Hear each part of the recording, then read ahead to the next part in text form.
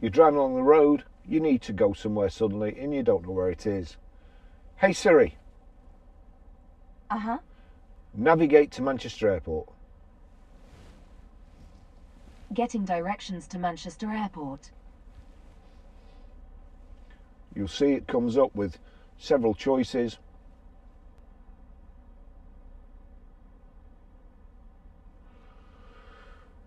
"50 minutes ETA." There's a go button, but you don't have to press it because it will assume, seeing as you've asked it, that you want to go to Manchester Airport. It will take you there. So now it's navigating to Manchester Airport.